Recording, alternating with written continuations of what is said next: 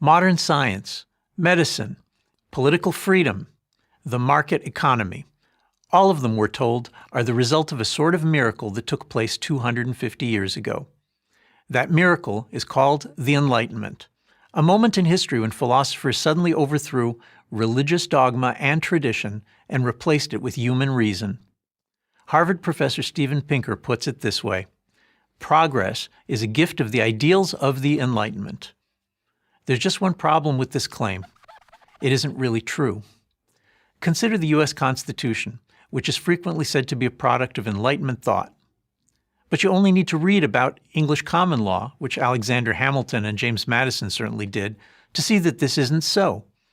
Already in the 15th century, the English jurist John Fortescue elaborated the theory of checks and balances, due process, and the role of private property in securing individual freedom and economic prosperity.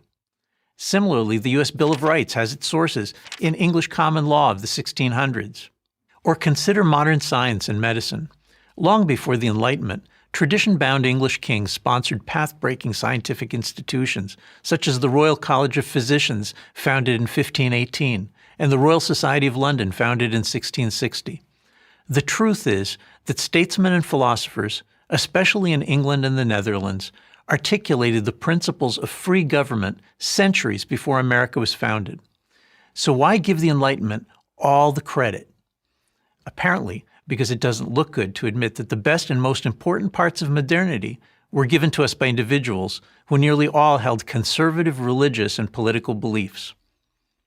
The claim that all good things come from the Enlightenment is most closely associated with the late 18th century German philosopher Immanuel Kant. For Kant, reason is universal, infallible, and independent of experience. His extraordinarily dogmatic philosophy insisted that there can be only one correct answer to every question in science, morality, and politics, and that to reach the one correct answer, mankind had to free itself from the chains of the past, that is, from history, tradition, and experience. But this Enlightenment view is not only wrong, it's dangerous. Human reason, when cut loose from the constraints imposed by history, tradition, and experience, produces a lot of crazy notions. The abstract Enlightenment philosophy of Jean-Jacques Rousseau is a good example. It quickly pulled down the French state, leading to the French Revolution, the Reign of Terror, and the Napoleonic Wars. Millions died as Napoleon's armies sought to rebuild every government in Europe in light of the one correct political theory he believed was permitted by Enlightenment philosophy. Today's cheerleaders for the Enlightenment tend to skip this part of the story. They also pass over the fact that the father of communism, Karl Marx, saw himself as promoting universal reason as well. His new science of economics ended up killing tens of millions of people in the 20th century. So did the supposedly scientific race theories of the Nazis. The greatest catastrophes of modernity were engineered by individuals who claimed to be exercising reason. In contrast, most of the progress we've made comes from conservative traditions, openly skeptical of human reason. The Enlightenment's critics, including John Selden, David Hume, Adam Smith, and Edmund Burke, emphasized the unreliability of abstract reasoning and urged us to stick close to custom, history, and experience in all things. Which brings us to the heart of what's wrong with today's idolization of the Enlightenment. Its leading figures were not skeptics, open to what history and experience might teach us. Their aim was to create their own system of supposedly infallible truths independent of experience. And in that pursuit, they were as rigid as the most dogmatic medievals.